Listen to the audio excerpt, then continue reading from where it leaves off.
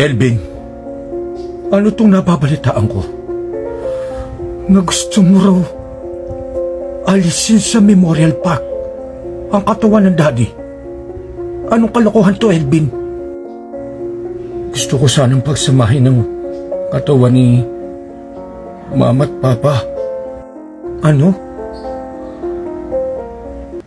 Aalisin mo ang katawan ng Daddy sa Memorial Park para pagsamahin sila ng nanay mo?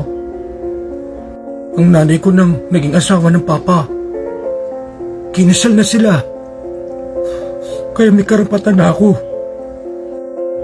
Pinapaalala ko sa iyo, Elvin, na ang legal na asawa ng Daddy ay ang mama ko, hindi ang nanay mo.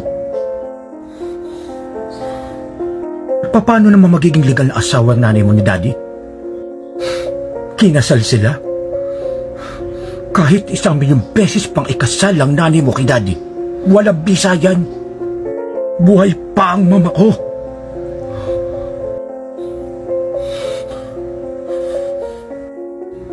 At hanggang ngayon, buhay pa ang mama ko.